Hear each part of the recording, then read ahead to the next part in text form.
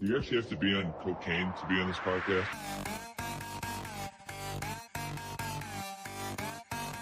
It's a great day to be a Wildcat! Cocaine.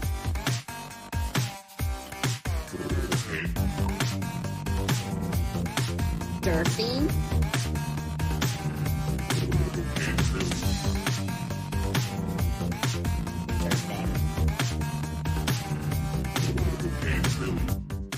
What's up, everybody? You're listening to yet another edition of Cocaine Willie. I am your commissioner, Bob Trollsby, and as always, I'm joined by my co-host, Fireball Matt Marchesini, and we don't know if Chef will be joining us tonight, so stay tuned for that one.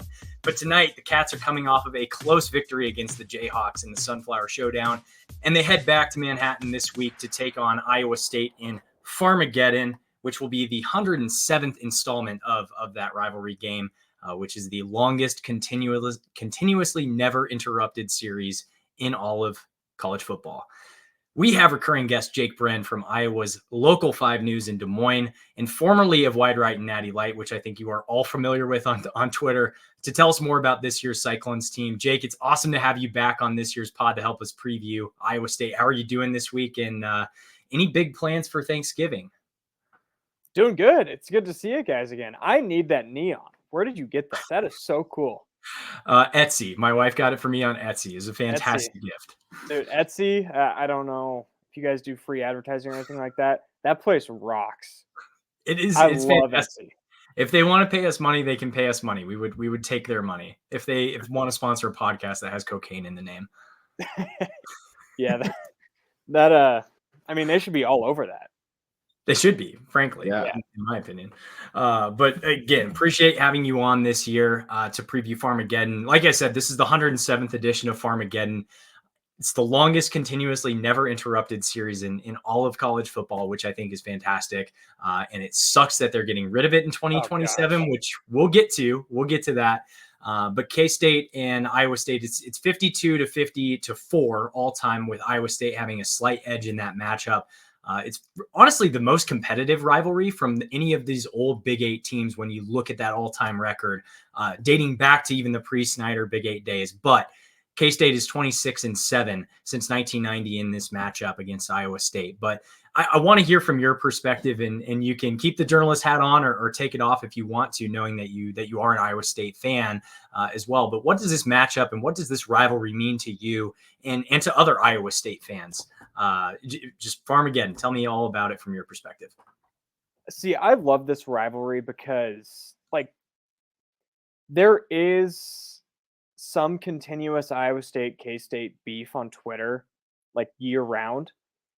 But it's not anything like the Cyhawk rivalry. And for you guys, I'm sure the Kansas State rivalry, where it's just, no matter what happens, everything can come back to that rivalry. So I feel like the Farmageddon rivalry is more of a healthy, couple weeks a year, mutual respect type of rivalry. And that's why I enjoy it. The reasons why I wouldn't enjoy it is it scarred me growing up. Pretty much no matter what happened, no matter how well Iowa State played and how terrible K-State played, some sort of devil magic or vampire magic is what we call it up here would come out. So I've got mixed emotions on it, but really in the Matt Campbell era, this has been a competitive game every time out, other than that COVID year. That was an odd year. K-State was missing 10, 11 starters. So for the most part, this has been a great rivalry, and it's one that I know the fan base loves, and it's one that I look forward to every single year. In a quick second add-on to that, so we mentioned longest continuously never interrupted. They released the schedule matrix for the Big 12 for 2024 through 2027, with those 4 newcomers from the Pac-12 coming in. And Farmageddon will die. It will play its last game of a continuous streak in 2026. How did you feel about that when they released the schedule matrix for the next 4 years? I'm just curious your candid thoughts there. So it was a lot of different emotions. So when I initially saw it, I was like, they're probably just giving each school one protected rivalry at a max, and it would make sense to protect Kansas K-State above all. But as it later came out, it just appeared that the athletic departments kind of mutually agreed to not try and protect it, which that one really rubbed me the wrong way. Um, I don't know. Jamie Pollard kind of downplayed it to say that the only reason it's big is because it's this longest continued rivalry, and that's kind of the point. It's also two very similar schools, very similar programs. Obviously, K-State's had a lot more success this century, but when you talk about just like all-time history, these were two of the five worst Power 5 football programs in the country. And then in the early 90s, when K-State got a taste of that success, rampant fan base. Same thing kind of with Iowa State post 2016. I've been to Manhattan, obviously I've been to Ames. Very similar towns, just it's too good of a rivalry to let die. But on the flip side, probably both ways, it might not be a bad thing for these schools to have a break from each other each year. I would imagine if we look back in 5 years, both of these teams will be top 5 teams perennially in the Big 12. So if you get to replace the K-State game with a game against Cincinnati or Houston, that could be the difference between going to the Alamo Bowl and the Shreveport Bowl. I just can't imagine having a week going without going head to head against Cyclone Larry every year because not having this week every year is going to be very weird. It's going to be weird to have something else to fill that void with. It's more of a rivalry than TCU Baylor. Like it just is. I didn't even know that was considered a rivalry. I figured just all the games within Texas. Obviously, every game in Texas is going to be a big game, but I didn't know that TCU Baylor was more of a rivalry than Tech and Baylor, which is what I would have assumed would have been protected. Yeah, that Butt Bowl. We love the Butt Bowl every year. For all of our listeners, BUTT. I'm just gotta get it together. But let's talk about Iowa State's season so far. 6-5 overall right now, 5-3 in the conference. Earlier this season, it was not looking promising. Had a couple losses against Ohio, Iowa, which ended up being a very close game. But overall, thinking about kind of how the season started and even before the season with Matt Campbell maybe being on the hot seat and the gambling scandal and what was going to go on at quarterback, it has to feel like things are feeling at least a little bit better than what you thought at game 2 of the season. But overall, how do you think things are going in Ames right now with the state of the program and kind of in the middle of the season, have it going a little bit of an up and up, and then a competitive game this past weekend against Texas? All right, let me give you like a 2-3 minute kind of just bullet points from when this gambling stuff happened. So all of that was released May 2nd. And from what I understand, the entire staff knew like mid-May, early June, which guys were involved and that those guys wouldn't be involved. So when all of it came out in like, I want to say late July, that Hunter Deckers, Jairell Brock, all those guys were suspended. From the national media, it was, oh, what a shock. But really, Iowa State had the whole summer to prepare without those guys, which is why I was more bullish preseason. And my prediction was actually 6 wins. And boy, did that look stupid after the Ohio game. And looking back at that Ohio game, it's different for someone so connected and a part of the Iowa State fan base where you thought about it for weeks. Now you look back and it's honestly a necessary evil because in that game, Iowa State could not run the ball. They had, I want to say, like 17 run. They ended up having less than a yard a carry, but still they kept trying to do it. And it was the next Oklahoma State game where they actually finally started to spread the ball out, use their weapons. And from that Oklahoma State game, it has been an entirely different season, which I don't think really any realistic fan would have expected to see that after the Ohio game. But the changes that they made in the development of Rocco Becht has been a pleasant surprise. And really all Iowa State's done is beaten the teams they're better than. Like they're not as good as KU, not as good as Texas. They lost both those games. They probably wish they had that Kansas game back because they're probably equal teams, and Iowa State just did not play well. Had a bad game plan, but other than that, all their other wins are just against teams that they're better than, and add all that together, and they're off to a bowl game with a chance to maybe get another one this weekend.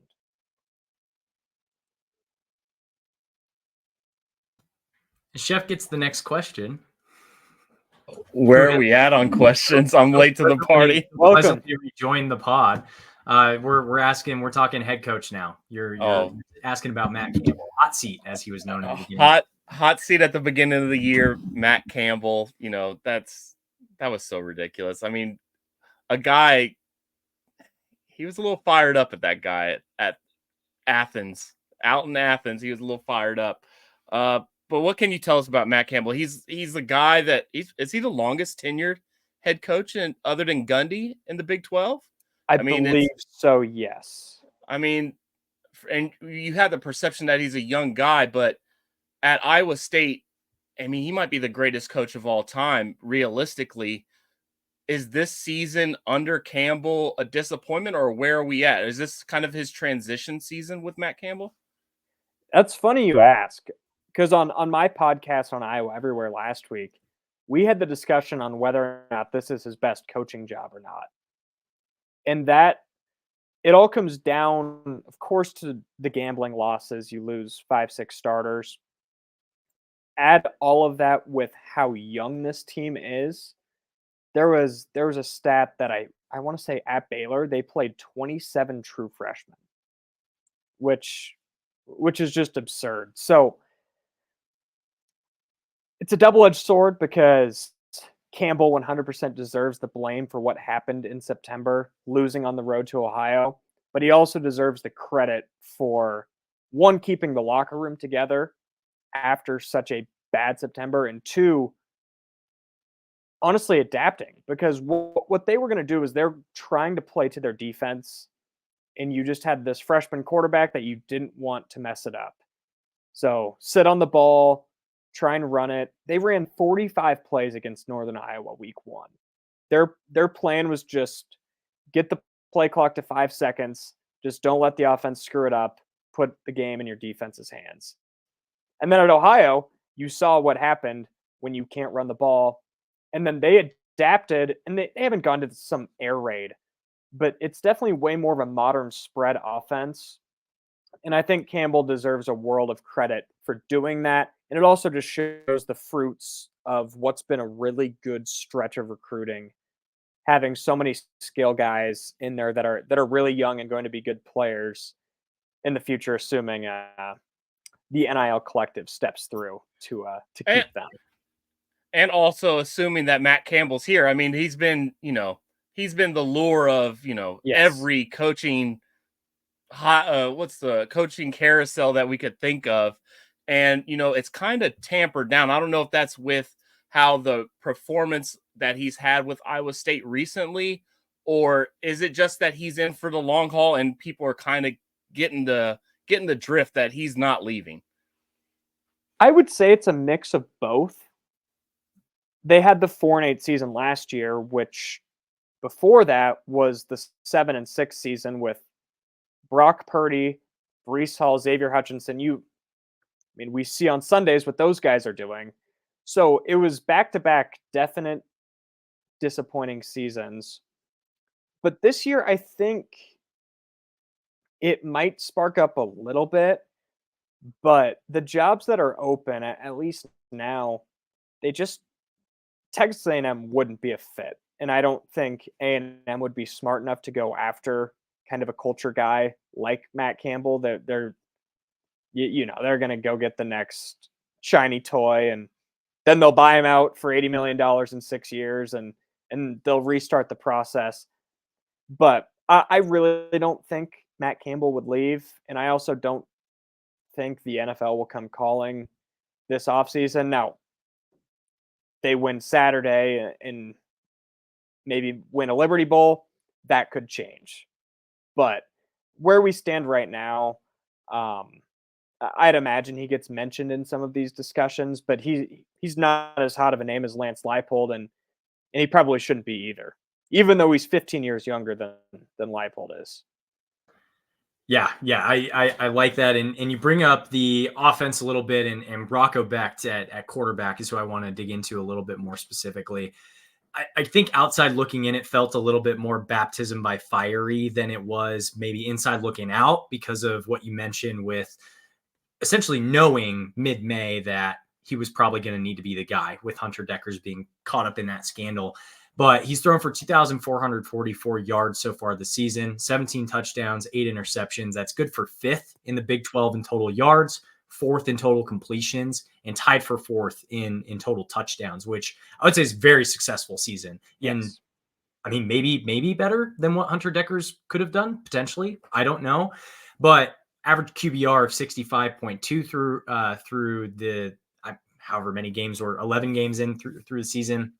But he has seemed a little bit one-dimensional, for lack of a better way to put it. He's only got 67 rushing yards all season. So I guess to throw it back to you, how impressed are you with Rocco Becht's performance this year, given the circumstances that he came into at the beginning of the season?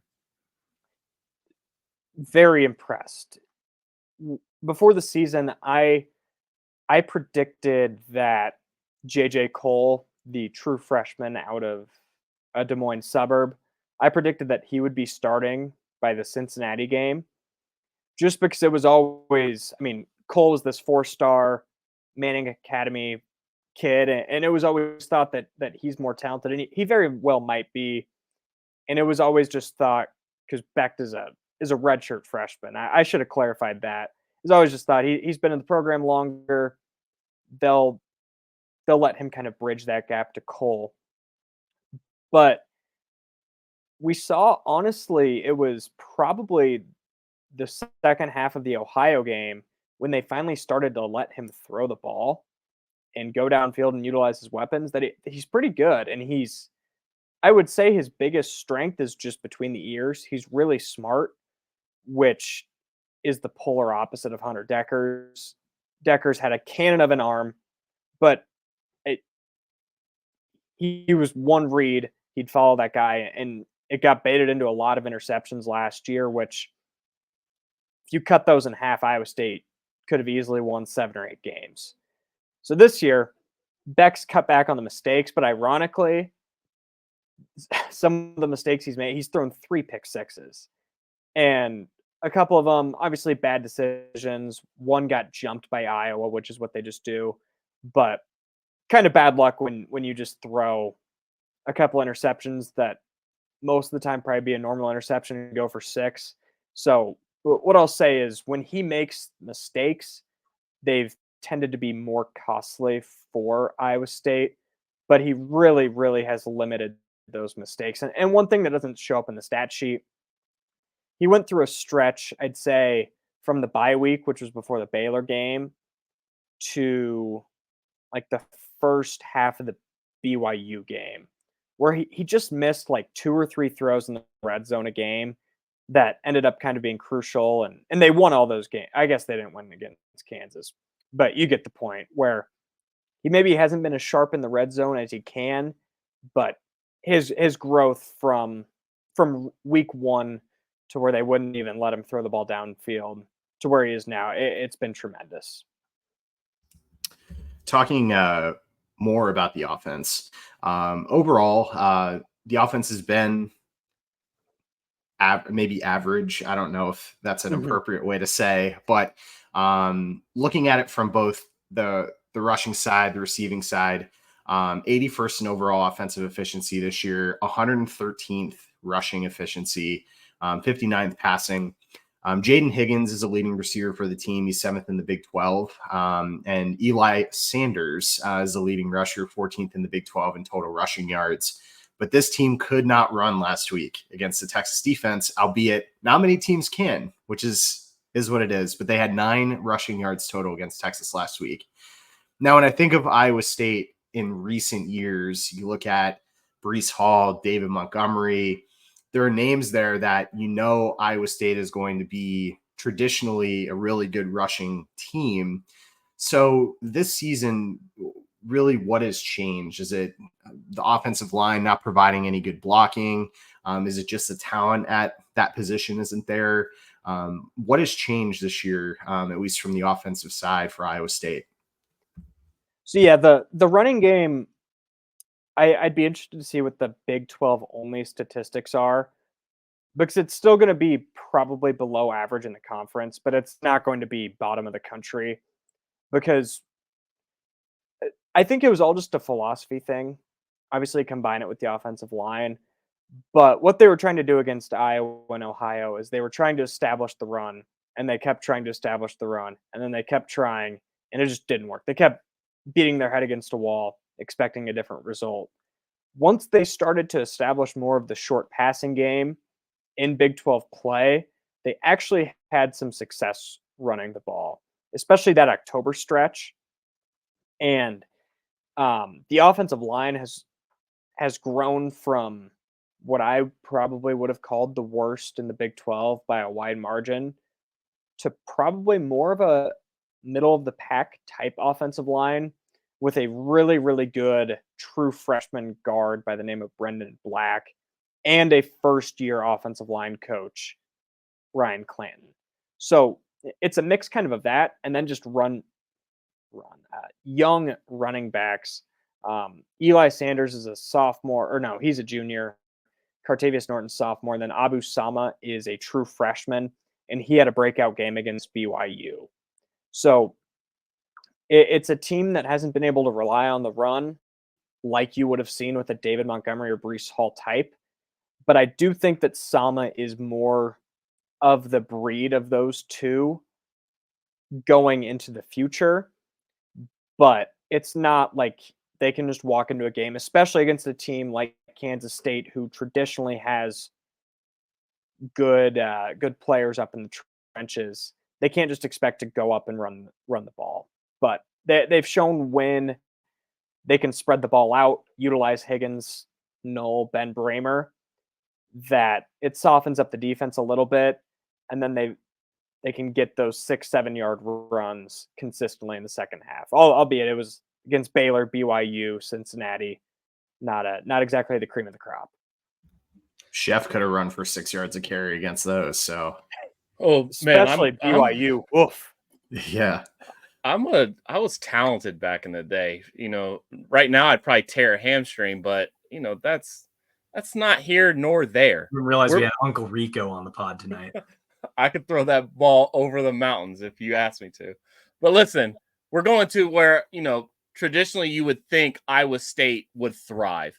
And they're the originators. I think it's kind of up for debate of the 3-3-5 in the Big 12 between you and West Virginia.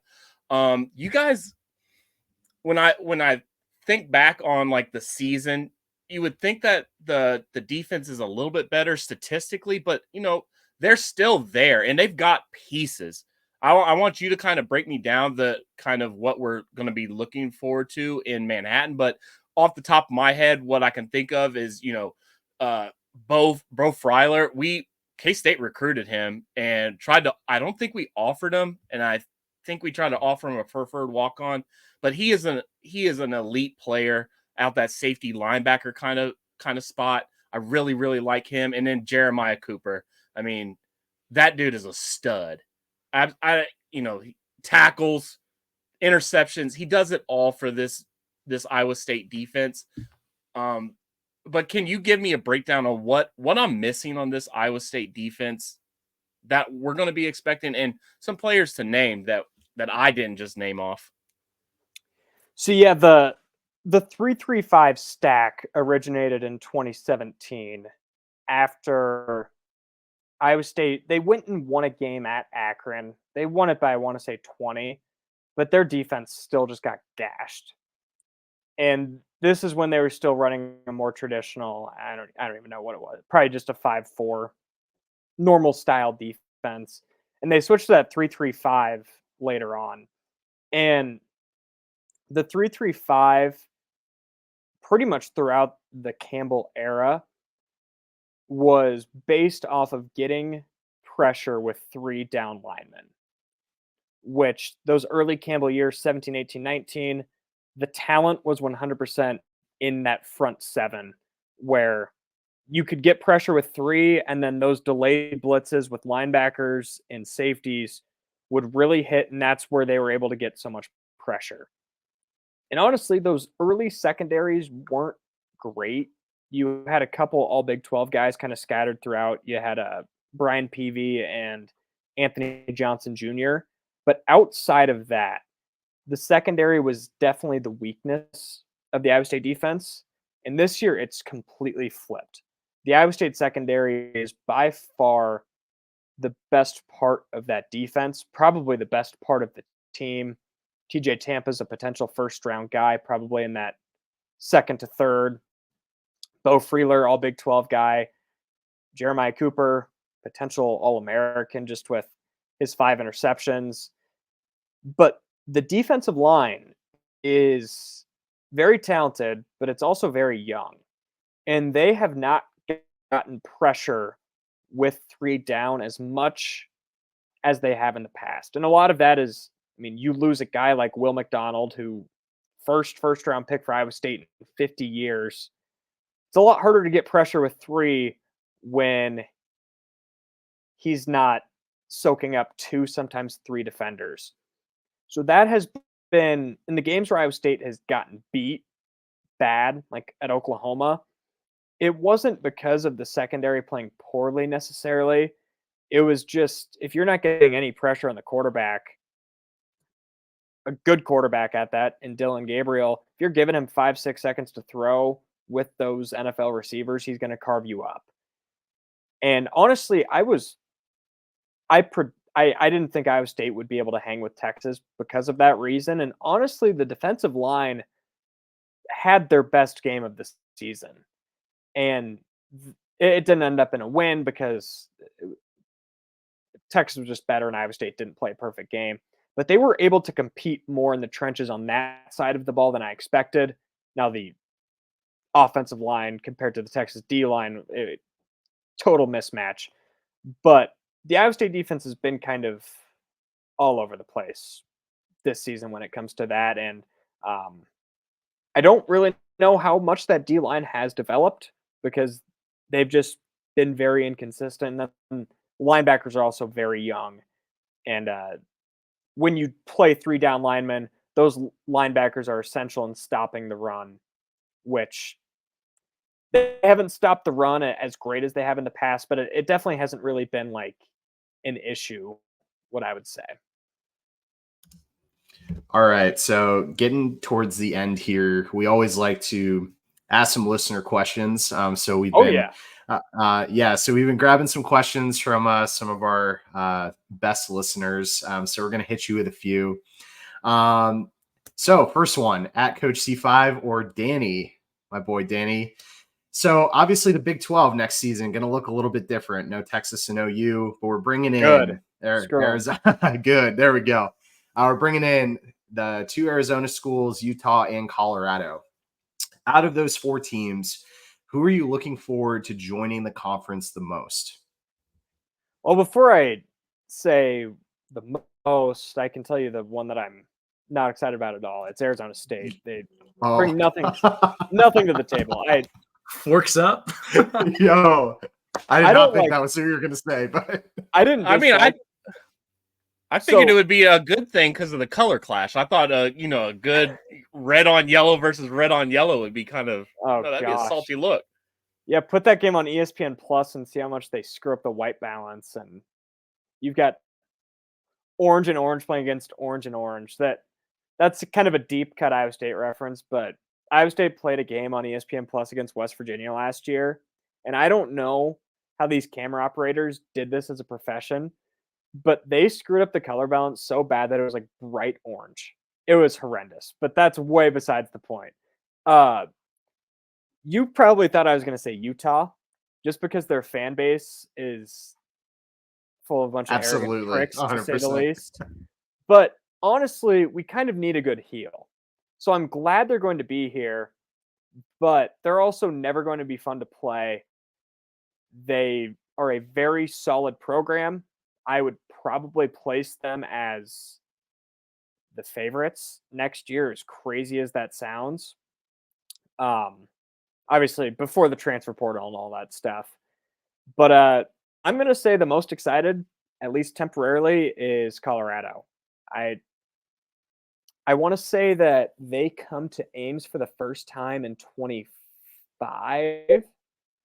So I don't know if Prime will still be there, but selfishly, as a journalist who sits in those press conferences, I want to cover Coach Prime once, and they are so fascinating to watch from afar. They're Colorado, and like they were so overrated this year, but it's still Deion Sanders, and that'll be, I mean, it's going to be a huge boost to have them in the conference just each week for ratings. Yeah, there are going to be a lot of eyeballs on Prime the next couple of years if he stays there. But our next question comes from Will the Thrill. He said, if you could pick any time of year for Farmageddon, so like at any point in the season for Farmageddon to be played on an annual basis, so think like rivalry week, Thanksgiving week, whatever it would be, or like first Friday of October, whatever it would be, when would you want to have that game played? I think it's Black Friday. That week, obviously. But I say that because Iowa, Nebraska, they always play Black Friday at, I want to say 11. So I think that I don't know. It's a big rivalry weekend. This is considered rivalry weekend, right? Yeah. So I think it's so best spread out. Cold weather. That just fits both programs well. And yeah, Black Friday, screw it. Why not? And Iowa State already has a uniform for it too. Yeah, school colors, black and white. I know that's a touchy subject amongst, probably not you. You guys don't care, but the team out east in Iowa isn't very fond of those uniforms. Yeah, I figured. We got to circle back to that. I mean, I'm very interested in that. I don't know how much time we have. I've been late, so let's get through these listener questions first. Tyler Maneth and WTT. There have been some electric games in our lifetime. I don't know how old he is, so that's very, how old are we talking here? Which KSU ISU game would you have marked as your favorite in your lifetime, I guess? For me, this is so easily 2018.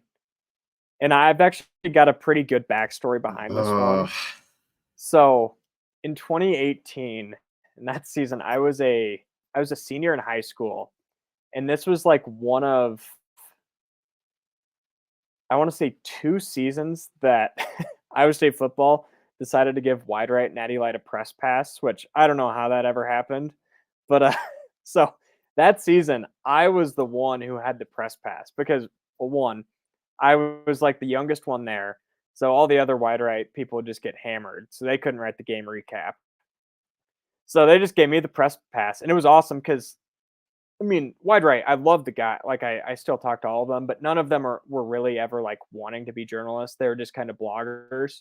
I wanted to be a journalist. So it was good to get that experience, hang out in the press box, check out the press conferences. But if there's one rule in a press box, it's you do not cheer no matter what. And I'd been up there the whole season, so I was used to that rule. And after Iowa State got down 38-21, and Mike Rose had the strip sack, pick 6, whatever you want to call it, to return. And I think that cut it to 10. I was so like pumped up, like I had to cheer.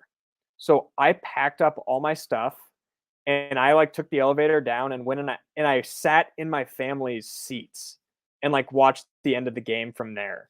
And it took me 5 minutes to lose my voice, and then I still just like strolled into the post game press conference like it was nothing. And that was definitely a learning moment because I'm like, I probably shouldn't have done that because I'm supposed to be this media member, but I was also a senior in high school, and that's the most memorable for me because one, I believe it was the last game ever for Bill Snyder. Is that correct? Yep. You are And correct. It ended just a miserable streak. I think it was 11 losses in a row. And it was the year after the infamous 2017 game, which we don't have to get into that one. So for me, like I was 6 or 7 years old the last time Iowa State had beat K-State. So it was one of those things that I never really could remember witnessing. And combine all that, black uniforms, that was just a very memorable game. I still remember that one to the day, and I watch those highlights quite frequently. That was a rough game. I do remember that game. 2017, I liked a lot more. That was the only time I've ever hugged somebody watching a football game at the end of that. And I don't know. And you've never hugged anybody before? No, I hug people a lot, but I don't hug people during a sporting event because you guys got screwed in that 2018 game too. Because I don't know if you remember the play, but K-State did get the ball back with a chance to win the game. And I don't remember who the receiver was, but it was a deep ball. And I believe it was Dondre Payne, was the Iowa State deep back, just totally pulled the receiver down by his jersey. Like it was a blatant pass interference that they didn't call. But I'm not mad about it. Was Deontay Burton? Was that Deontay Burton? 2018, man. It could be. You guys had a Deontay Burton? Yeah, Iowa State had a Deontay Burton in basketball. Yeah. That dude could dunk. Oh my God. I do actually remember that guy. I bet Deontay Burton I bet our Deontay Burton could dunk too. I mean, he was a freaky athlete. He was an athlete. Let me tell you. He's a Manhattan High kid. Yeah, he was. All right. Last listener question. Probably my favorite of the four. In this country, we are blessed with a lot of great bridges. Sorry. We're blessed with a lot of great bridges. What bridge is your favorite bridge? It's the Iowa State pedestrian bridge. It's one of the 8 wonders of the world. It's a running joke, but it's also so true because so have you guys ever been to Jack Trice Stadium? I went last year. I was there. I haven't. Terrible game last year. I also haven't, but I plan to because my mother-in-law went to Iowa State. So one of these days we'll get up there. So the tailgating is really all around the stadium, but there's really one road into the tailgating lots. It's a mess. It makes traffic just a disaster. So what you have, not only do you have all those people waiting in cars on that road, you also have people crossing that street to get to the tailgating lots, and they're not taking the time to walk a block to go to the stoplight. They're just cutting across traffic because all these cars are sitting there, and it clogs everything up. So that bridge was necessary because now people just walk over that. It's safer, and it's just beautiful. I mean, gosh, I didn't know a bridge could turn you on, but look at that thing. That is a bridge. I mean, so I went to the game last year. It was my first time in Ames, and truly a great game day atmosphere. I absolutely, for anybody listening, for next season, go up to Ames for that game. You can walk the bridge, but there's there are things that I specifically remember about the tailgating atmosphere on that day. One, everybody was talking about the bridge because of how new the bridge was. Everybody was excited about the bridge. 2, driving up, we love listening to Hooray for Ames. Oh yeah. I'm sure. In the city of Ames. But 3, there's no metal detectors, so people smuggle in drinks into the stadium. Yep. Like, people have jackets full of Michelob Ultra, well, Busch Light. I mean, any beer. Natty Light. Natty Light, shit. And it's incredible to me. Just people like, but then it took an hour and a half to get out of that tailgate lot. It was terrible. I mean, yeah, it is not an easy place to get in and out of, especially like for me with the media. I'm showing up. Honestly, like 2 hours early is the best time to show up because people get there so early. But my family grew up 11 a.m. kick. We're leaving at 5 in the morning, so that's like peak traffic period. But yeah, the fireball and the socks is a good one. You can fit like if you're wearing long socks, you can fit like 8 fireball shooters in there, and then I mean a cold game. If you got a Carhartt, you could fit a whole 24 pack of Busch Light in there, and there's people that do it. I'm not gonna snitch on Cyclone. Like, oh, did I just say that? Nobody knows his real name anyway. It's the Bridge's biggest fan. The Bridge's biggest fan. I remember he showed up after realignment, after a Colorado announcer coming back after a long hiatus, grabbing a couple beers. But Cyclone Larry's a fascinating follow. You mentioned the press box, and we've had, listened to a lot of things about Iowa State, and especially this time of year when we're about to gear up to play you guys. The press box horror stories that I've heard, are they as bad as people make them out to be?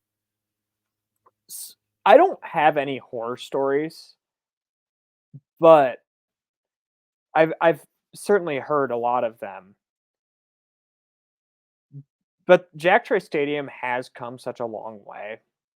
Like 10 years ago, it was just a glorified high school stadium in the middle of just the plains, and it has gone from that to like a legitimate, not top tier, but probably the next tier of the Power 5 stadiums. Like it's a legitimate college football big time stadium that has a press box from the 1940s, like that, and you can like tell when you're driving in. You're just like, oh, that's the press box. It takes up, I don't even know, 20 yards of the field, maybe. And it's ugly. It's old. It doesn't, I don't know. It doesn't, it serves its purpose. But if there was one thing that'd be on my bucket list, it would be to renovate that press box or just tear it down, throw it into Lake Laverne, and then build a new one, start new. I love it. Well, we're gonna get out of here, but first, before we go, we've got to get I just want to hear from you. If there are going to be any keys to victory for Iowa State this weekend, what would you say those things would be? And then hit us with a final score prediction and plug whatever you want. It's very similar to what I would have said for the Texas game. K-State still has a lot to play for. Obviously, they need help, but they need a win to stay alive for the Big 12 championship. So maybe, just maybe, you take advantage of the pressure that K-State's on and you play with nothing to lose. That would be one key for Iowa State. The next sounds like Malik Verdon. That's one of the safeties I didn't mention. Sounds like he's going to be out. He is what I would say probably the best run-stopping safety in the conference, which says a lot because Iowa State has a lot of good run-stopping safeties. Without him, their run defense is completely different. Look at their stats against Oklahoma State. Ollie Gordon just ran crazy when he was out. So whoever is behind him, whether it's Ben Nickel or I'm totally slipping on his name, Jamison Patton, they're going to have to contain it because K-State is historically a cold weather running type team. And then, I don't know, it's just staying awake. Iowa State has now played, this will be their 4th night game in a row.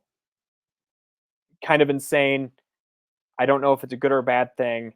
I always feel like going on the road and playing at night is tougher. So just managing that. But then again, they just lost a night game to Texas at home and a night game to Kansas at home, and then won at BYU by 45 on the road. So those would probably be my keys, and then just don't turn it over. Kind of just, if you're going to win, you're going to do it by not handing them 6 points. Awesome. Well, if you have a final score prediction, throw it out there. Yeah, I'm going to go K-State 26, Iowa State 16.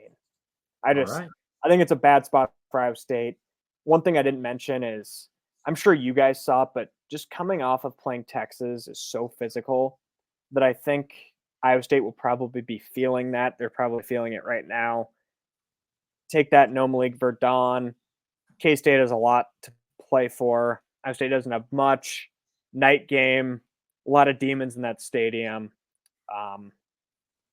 I'll give K-State a 10-point win, but it would not shock me if Iowa State backdoored covered in a game, in like a double-digit game that they just make close at the end for no reason, because that's their favorite thing to do. Has a team ever lost 26-16 2 weeks in a row? If you put, oh, you're right. That was the score. That was the Texas score last year. Yeah, it was. Yeah. If you somehow bet that exact score 2 weeks in a row, you could buy a new stadium for Iowa State. I feel like. Okay, let me check. I'm going 30-20. There we go. Okay. I didn't even not to change your prediction, but I was like, wait, I've heard that score. No, somewhere in that ballpark. That I was just going in that ballpark. Turn a couple of those field goals into touchdowns. Why not? I love it. Well, Jake, we appreciate having you on again. I know you're working tonight, so we'll let you get out of here. But before you go ahead and plug whatever you want to. Let the people know where they can find you.